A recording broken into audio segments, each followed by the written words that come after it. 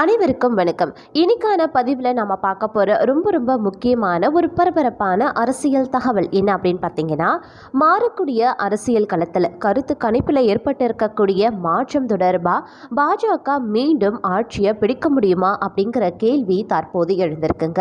அது மட்டும் கிடையாது, பாஜக 200 இடங்களை கூட தாண்டாது அப்படின்னும், தேர்தலுக்கு அப்புறமா அமைய போகக்கூடிய கூட்டணி ஆட்சி வந்து விழக்கூடிய பரபரப்பான கருத்து கணிப்புகள் அப்படின்னு ரொம்பவும் சூடு பிடிச்சிருக்கு அப்படின்னு நான் சொல்லணும். இது குறித்த பல்வேறு முக்கிய தகவலை தான் நாம் இன்னைக்கு வீடியோவில் தெரிஞ்சுக்க போகிறோம். இந்த பதிவு உங்களுக்கு மிக பயனுள்ள விகிதத்தில் இருக்கும். வீடியோக்குள்ளே போகிறதுக்கு முன்னாடி இதுவரைக்கும் நீங்கள் நம்ம சேனலை சப்ஸ்கிரைப் பண்ணலைன்னா உடனே சப்ஸ்கிரைப் பண்ணிக்கோங்க. அப்படியே பக்கத்தில் இருக்கக்கூடிய நோட்டிஃபிகேஷனுக்கான பெல் பட்டனையும் ப்ரெஸ் பண்ணிக்கோங்க. சரி நேயர்களே, வாங்க வீடியோக்குள்ளே போகலாம். இதுவரைக்கும் வெளியான பல்வேறு ஊடகங்களின் கருத்து கணிப்புகள் பாஜக பெரும்பான்மையுடன் வெற்றி பெறும் அப்படின்னு தெரிவித்திருக்க நிலையில் தற்போது பார்த்தீங்கன்னா CSDS நடத்திய கருத்து கணிப்பு முடிவுகள் வெளிவந்திருக்கு. இந்த கருத்து கணிப்பிலையும் இந்திய அளவில் மீண்டும் வாக்கு சதவீதத்தில் பாஜக கூட்டணியே முன்னிலை பெறுவதாக தெரிவித்திருக்காங்க.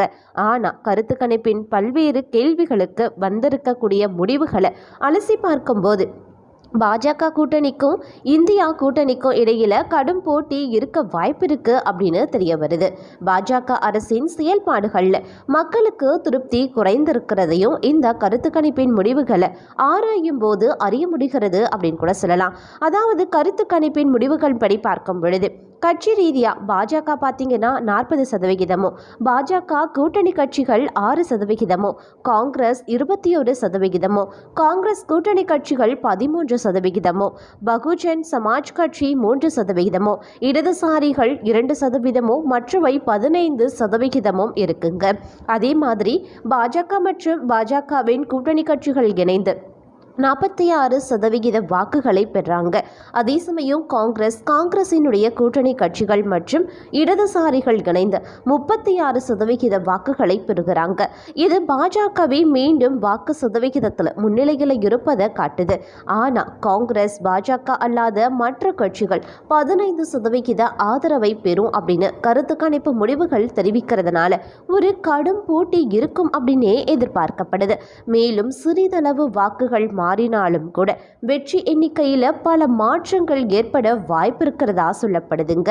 அதாவது பிராந்திய ரீதியாக வாக்கு சதவீதங்களை பொறுத்த வரைக்கும் வடக்கு மற்றும் மேற்கு பிராந்தியத்தை பொறுத்த வரைக்கும் பாஜக 47, பாஜக கூட்டணி கட்சிகள் 3, காங்கிரஸ் 24, தெற்கு பொறுத்த வரைக்கும் பாஜக 25, பாஜக கூட்டணி கட்சிகள் 13, காங்கிரஸ் 23%, கிழக்கு மற்றும் வடக்கு பிராந்தியத்தை பொறுத்த வரைக்கும் பாஜக 42, பாஜக கூட்டணி கட்சிகள் 5, காங்கிரஸ் 14 அப்படின்னு தென் மாநிலங்களில் காங்கிரஸ் கூட்டணி 38% வாக்குகளையும் வாக்குகளையும் பாஜக கூட்டணியும் 38 வாக்குகளையும் அதே மாதிரி பெறும் அப்படின்னு எதிர்பார்க்கப்படுது. அப்படின்னாலும் கூட மற்ற கட்சிகள் 24% வாக்குகளை பெறும் அப்படின்னு கருத்து கணிப்பு தெரிவிக்கிறாங்க. தன் மாநிலங்களில் செல்வாக்கு குறைந்திருந்த பாஜகவின் வாக்கு சதவிகிதம் சிறிது உயர்ந்திருப்பதை பார்க்க முடியுது. மேலும் பொருளாதார ரீதியாக பல்வேறு தரப்பு மக்களிடம் நடத்தப்பட்ட இந்த கருத்து கணிப்பில் வறுமை கோட்டிற்கு கீழே இருப்பவர்கள் மற்றும் ஏழைகள் மத்தியில் பாஜகவிற்கு இருக்கக்கூடிய ஆதரவை காட்டிலும் பணக்காரர்கள் மத்தியில் பாஜகவிற்கு ஆதரவு அதிகமாக இருப்பதை பார்க்க முடியுது. மோடி அரசின் பாராட்டுக்குரிய பணி எது அப்படின்னு பார்க்கும் பொழுது அயோத்தி கோவில் 23%, வேலைவாய்ப்பு 9%, வறுமை ஒழிப்பு 8%, சர்வதேச அளவில் இந்தியாவின் பிம்பத்தை உயர்த்தினார் அப்படிங்கிறதுல 8%, சாலை வசதியில் 5%, இந்துத்துவா அப்படின்றதுல 5% இருக்குங்க. அயோத்தியில் ராமர் கோயில் கட்டியதை மோடி அரசின் பாராட்டுக்குரிய பணியாக பெரும்பாலானோர் குறிப்பிட்டிருக்காங்க அப்படின்னு கூட சொல்லலாம். அதே மாதிரி யாரை பிரதமராக தேர்ந்தெடுக்க விரும்புறீங்க அப்படின்ற கேள்விக்கு கருத்து கணிப்பின் படி பார்த்தீங்க அப்படின்னா நரேந்திர மோடி அவர்களுக்கு 48%, ராகுல் காந்தி அவர்களுக்கு 27%, அரவிந்த் கெஜ்ரிவால் அவர்களுக்கு 3%, மம்தா பானர்ஜி அவர்களுக்கு 3%, அகிலேஷ் யாதவ் அவர்களுக்கு 3%, மற்றவர்களுக்கு 6% அப்படின்னு தெரியப்பட்டிருக்கு. அதே போல ஏன் மோடிக்கு மீண்டும் வாய்ப்பு கொடுக்க விரும்புகிறீங்க அப்படிங்கிற கருத்து கணிப்புக்கும் கேள்விக்கும் நல்ல பணி அப்படிங்கிற காரணத்திற்கு 42%, மக்கள் நல திட்டங்கள் அப்படிங்கிற காரணத்திற்கு 18%, மோடி ஒரு சிறந்த தலைவர் அப்படிங்கிற காரணத்திற்கு 10%, அயோத்தியில் ராமர் கோயில் கட்டியது 8%, பிரிவு 370 நீக்கியது அப்படிங்கிறதுக்கு 6%, இந்தியாவின் சர்வதேச பிம்பம் அப்படிங்கிற காரணத்திற்கு 4%, இந்துத்துவா பாதுகாத்தல் அப்படிங்கிற காரணத்திற்காக 4% கருத்து கணிப்பில் கொடுக்கப்பட்டிருக்கு.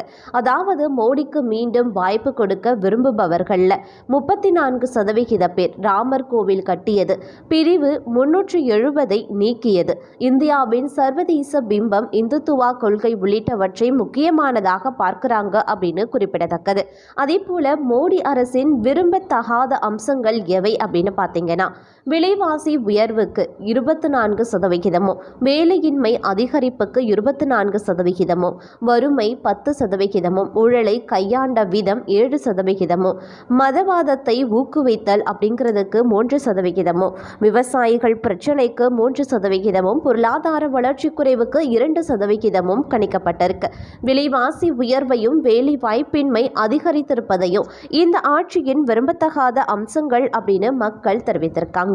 அதே போல மத்திய அரசின் ஆட்சி திருப்திகரமாக இருந்ததா அப்படின்ற கேள்விக்கு முழு திருப்திகரமாக இருந்தது அப்படின்னு 2024 ஆண்டு கருத்து கணிப்பின்படி 23%, 2019 அப்படிங்கிற கருத்து கணிப்பின்படி 26%, அதே மாதிரி கொஞ்சம் திருப்திகரமாக இருந்தது அப்படின்னு 2024 வருட கருத்து கணிப்பின்படி 34%, 2019 கருத்து கணிப்பின்படி 39%, கொஞ்சம் திருப்தி கிடையாது அப்படின்ற காரணத்திற்கு 2024 கருத்து கணிப்பின்படி 19%, 2019 22%, அதே போல முழுவதும் திருப்தி கிடையாது அப்படிங்கிற காரணத்துக்கு 2024 கருத்து கணிப்பின்படி 20%, 2019 கருத்து கணிப்பின்படி 18% அமைஞ்சிருக்கு.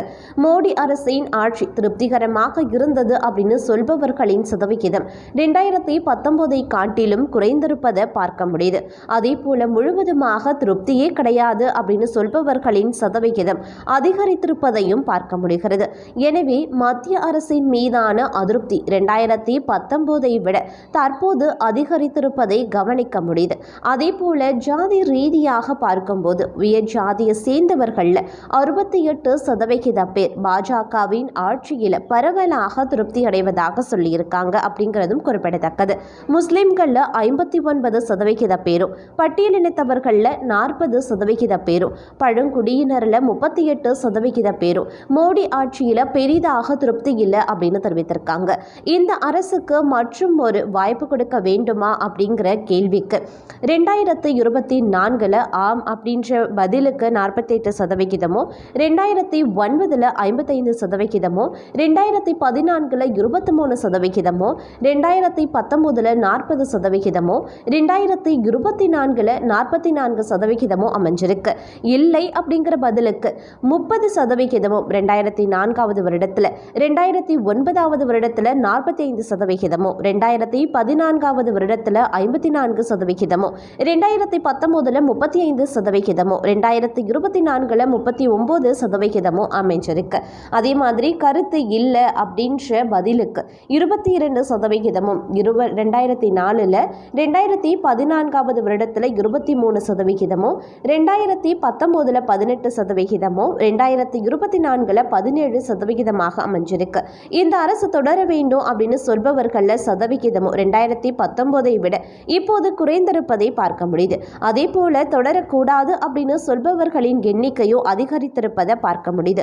இது வாக்குகளை பிரதிபலிக்கக்கூடிய பட்சத்தில் பாஜக மீண்டும் ஆட்சியை பிடிப்பது அவ்வளவு எளிதாக இருக்குமா அப்படிங்கிறதும் கேள்விக்குரியே. அது மட்டும் இல்லாம கடந்த முறை மகாராஷ்டிராவில் 48 இடங்கள்ல 41 இடங்களை பாஜக கைப்பற்றினாங்க.